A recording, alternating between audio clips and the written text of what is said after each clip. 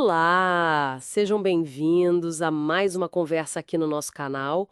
Hoje a gente vai revisitar um clássico que, olha, parece que nunca sai de moda, né? O Monge e o Executivo, do James C. Hunter. A gente deu uma olhada em bastante coisa, artigos de análise, um resumo em vídeo bem bacana e, claro, relemos uns trechos do livro. E a nossa missão aqui, então, é tentar destilar o que esse material todo fala sobre liderança, sobre influência, relacionamentos. Por que será que continua tão relevante, né? Vamos fundo nisso. Exato. E a história base, para quem talvez não lembre de todos os detalhes, é a do John Daly, um executivo, né? Bem-sucedido, mas em crise. Aham. Crise pessoal, profissional. Isso. E ele busca respostas em um retiro, um mosteiro. E lá quem ele encontra? O Simeão. Que, na verdade, é o Len Hoffman, um ex-CEO super respeitado que virou monge, uma virada e tanto. Pois é, e é nesse encontro, nesse contexto, que o livro introduz o conceito central, a tal da liderança servidora. E essa ideia, a liderança servidora, é realmente o coração do livro, né? O que a gente viu nas análises e no próprio livro é como ele contrasta isso com um modelo mais tradicional. A pirâmide hierárquica, né? O chefe no topo mandando para baixo. Exato.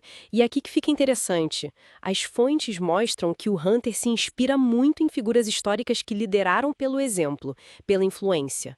Pessoas como Jesus Cristo, Gandhi e Martin Luther King.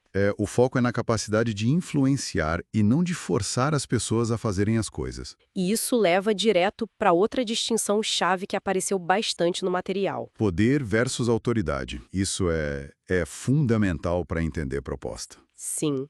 Como as fontes colocam isso? Olha, o poder, tanto o livro quanto o vídeo e os artigos, batem nessa tecla. É a faculdade de forçar alguém. Geralmente vem com o cargo, com a posição. Tipo, faça isso porque eu sou o chefe. Exatamente. E, assim, pode até funcionar no curto prazo, para apagar um incêndio, talvez. Mas o consenso que a gente viu é que, no longo prazo, isso desgasta. Corrói os relacionamentos. Um artigo até ligava o uso excessivo de poder com alta rotatividade, baixa retenção de talentos. Entendi. Mas você falou que pode ser útil no curto prazo. O vídeo que a gente viu deu um exemplo, assim, de uma mudança necessária feita rapidamente com base no poder. Como isso se encaixa? Não é uma contradição? É uma ótima pergunta. Acho que a chave, pelo que as fontes sugerem, está no como e na frequência. O zero poder pode ser, sim, necessário pontualmente. Emergências, talvez. Mas a liderança que se sustenta, a influência de verdade, ela vem da autoridade. E a autoridade é? A autoridade é diferente. É a habilidade de levar as pessoas a fazerem as coisas de boa vontade, porque elas querem, por causa de quem você é como líder. Seu caráter, seu exemplo. Ah, então não é imposto, é construído. Isso. Construído. O livro dá aquele exemplo do CEO que põe a mão na massa junto com a equipe, sabe? Isso constrói autoridade. É algo que você conquista. Não compra ou herda com o cargo. Faz todo sentido. E para construir essa autoridade, o livro traz um conceito que pode soar um pouco diferente no mundo corporativo: o amor. Especificamente, o amor ágape. Do Novo Testamento. E é super importante, como você disse, entender que não se trata de sentimento, de afeto no sentido comum. Não é sobre gostar de todo mundo, né? Definitivamente não. É sobre comportamento.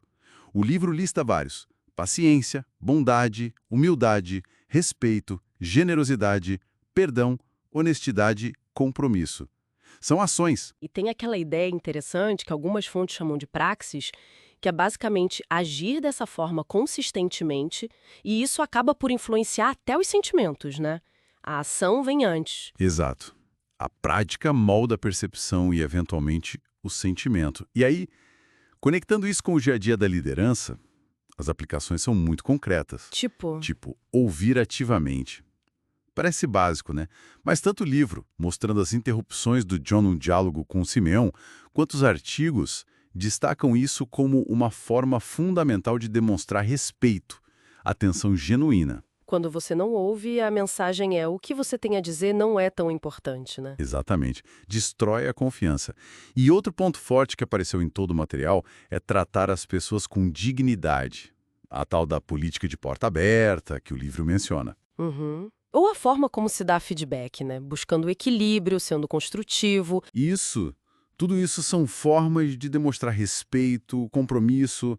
É o que constrói a confiança, que é a base da autoridade. E uma coisa que eu achei muito, muito importante e que todas as fontes reforçaram é que essa liderança servidora não é um dom, não é para alguns iluminados. Não mesmo. É vista como uma habilidade. Algo que pode ser aprendido, desenvolvido. Mas que exige esforço, né? Escolha consciente, prática, dedicação, às vezes sacrifício mesmo. Sem dúvida. Os artigos que a gente leu até davam umas dicas práticas, frameworks para desenvolver isso. Prestar atenção de verdade nas pessoas, tratar os outros como você gostaria de ser tratado, sabe?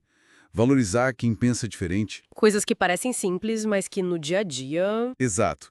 Exigem disciplina, né? E o interessante é que essa lógica de construir autoridade servindo, ela não fica só na gestão de pessoas.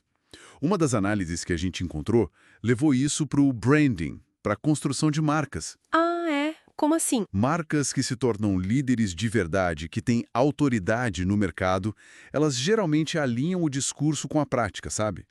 Elas influenciam servindo bem o cliente, ouvindo o mercado, construindo o relacionamento. Então elas não usam só o poder do marketing massivo ou do preço baixo. Exato. Elas buscam construir uma autoridade de marca baseada em confiança, em respeito. É a mesma lógica, aplicada a um contexto diferente. Muito interessante essa conexão. Então, resumindo o que a gente viu nessas fontes todas, a liderança servidora é sobre influenciar pela autoridade, certo? Certo. E essa autoridade vem de comportamentos intencionais, baseados no respeito, na escuta, na honestidade.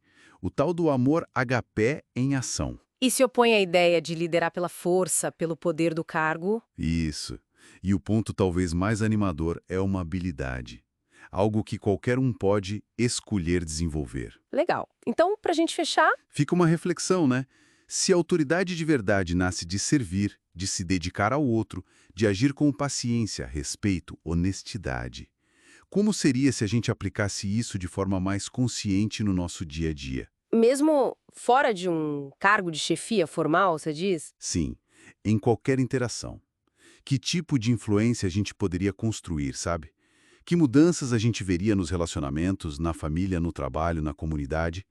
Se o nosso foco fosse mais em construir essa autoridade genuína e menos em tentar exercer algum tipo de poder. É uma pergunta poderosa para levar para casa, né? Para pensar sobre. Com certeza. Bom, pessoal, esperamos que essa nossa conversa sobre as ideias de um monge executivo, olhando por diferentes ângulos, tenha sido útil, tenha trazido alguns insights. Que tenha provocado boas reflexões. É isso.